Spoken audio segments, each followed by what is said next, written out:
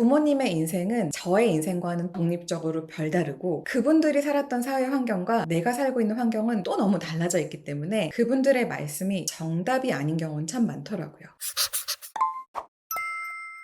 저도 이제 아이를 10살 아들을 키우고 있지만 아이한테 뭔가를 시켜보면 되게 스폰지 같다라고 느낄 때가 많이 있어요. 이렇게 해라 그러면 그렇게 하고 지령이 떨어지면 움직이는 모습이 있는데 그게 참 사랑스럽기도 하고, 근데 때로는 좀 겁나는 게 이 아이가 엄마 아빠의 말을 되게 찰떡같이 잘 듣는 거가 너무 인생의 기준이 되면 어떡하지? 라는 생각이 들 때가 있더라고요. 제가 사회생활을 좀 해보니까 생각보다 많은 경우에 엄마 아빠를 만족시키는 것이 내 인생의 목표인 경우들이 참 많더라고요. 첫 번째로 좀 놀라게 됐던 거는 제가 한 여대에서 강의를 했었는데 여러분의 목표가 뭐예요? 하고 제출을 하게 했었던 시기가 있었어요. 굉장히 많은 학생이 엄마 아빠가 기뻐하시는 것 이렇게 적었고요. 그리고 얼마 전에는 성인들을 위한 영어 학원에서 강사분들하고 얘기를 나누다가 평균 연령 한 35세이신 분들이 와서 공부를 하는 공간인데 GMAT 공부를 하는 곳인데 생각보다 많은 경우에 65세 된 부모님들이 전화를 해서 우리 아들 MBA 갈 수 있을까요? 60대가 돼서도 전화를 하고 그런 현상이 30대 중반에도 있는 거를 보게 된 거예요. 왜 거기서 못 빠져나와? 너가 싫어하는 일을 계속하고 있어? 이렇게 물어봤을 때 엄마 아빠가 그럼 너무 실망할 것 같아서, 나는 괴롭지만 내가 이걸 그만두는 순간 부모님이 너무 속상해 하실 것 같아서 자기를 다 죽이고 나이가 40 먹도록 엄마 아빠를 위해서 살고 있는 모습들이 주변에서 계속 발견이 되는 거예요. 저도 좀 그랬던 시간들이 있었던 것 같아요. 누구나 다 그 시기를 지나가는 것 같은데 우리가 아기 때는 엄마 아빠 말 잘 듣는 게 너무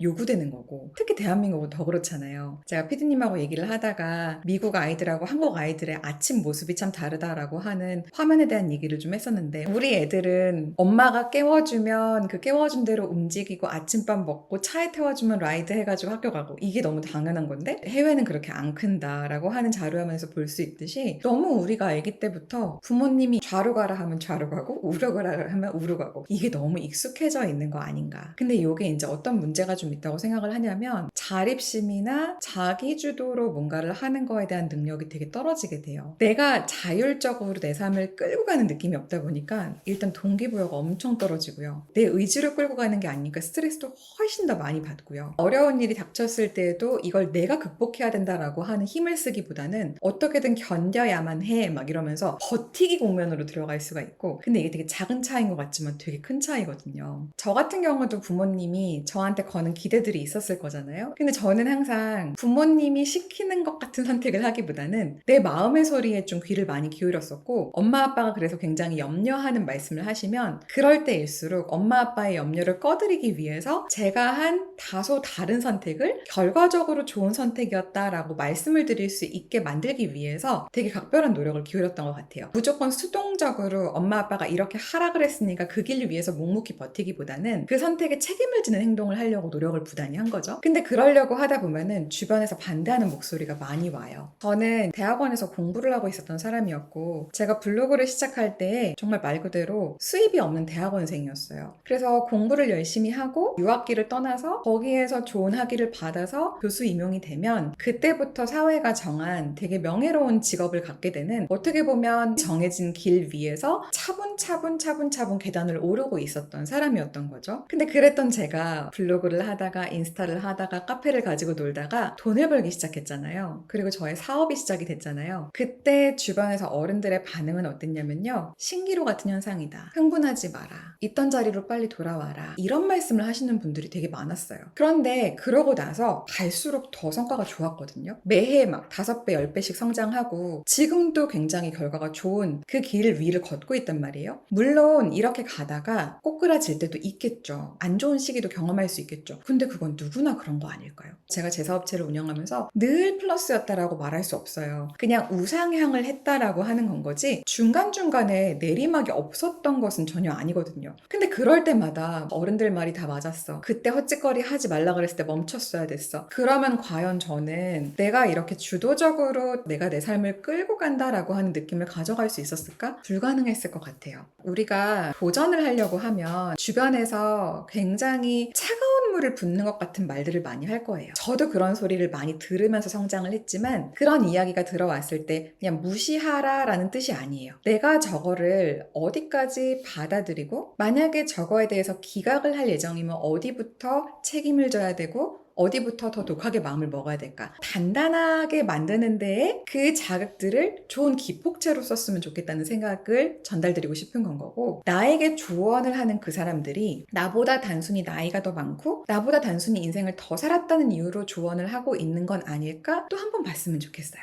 부모님의 인생은 저의 인생과는 또 독립적으로 별다르고 그분들이 살았던 사회 환경과 내가 살고 있는 환경은 또 너무 달라져 있기 때문에 사랑으로 말씀을 해주실 수는 있겠지만 그분들의 말씀이 정답이 아닌 경우는 참 많더라고요. 5년 전까지만 해도 모두가 이렇게 방송을 켜고 방송을 하면 거기에서 일이 빵빵빵빵 벌어지고 TV를 유튜브가 이겨버리고 홈쇼핑을 인플루언서가 이겨버리는 세상, 우리가 10년 전에 예상했겠냐고요. 시장은 너무 큰 변화가 일어났고 이 변화에 적응하는 사람들은 새로운 기회를 잡고 있고 적응하지 못하는 사람들은 오히려 많은 기회를 놓치고 있는 것처럼 우리가 무조건 들어오는 조언들을 스폰지처럼 받아들이는 게 아니라 필터를 가지고 들었으면 좋겠다. 그리고 조금 더 용기를 냈으면 좋겠는 거는 대단한 일이 벌어지려고 할 때에는 반대가 참 많다. 이거는 위인전들마다 나오는 얘기다. 이러면 또 이제 악플 달려요. 성공한 사람들은 다 그런 고난을 겪고 성공한 게 아니고 그런 고난을 겪다가 망한 99명은 유튜브에 못 나오고 성공한 한 명만 유튜브에 나온 거야. 99명이 망했다는 걸 잊지 마. 이런 댓글이 또 달릴 수 있거든요. 저는 그 말도 부정하진 않아요. 그런데 왜 내가 99명이 될 거라고 생각하고 겁을 먹고 도전하지 않으면 그럼 한 명이 될 가능성도 없어지는 거잖아요. 자발적이고 능동적인 결정을 하는 데 있어서 힘을 좀 받고 싶어서 영상을 켜신 거라면 결국 성공이라고 하는 것은 남다름이야. 평범하게 살면서 어떻게 비범을 꿈꿔? 이런 굉장히 용감한 명언들을 붙잡고 여러분들이 용감하게 나아가셨으면 좋겠습니다.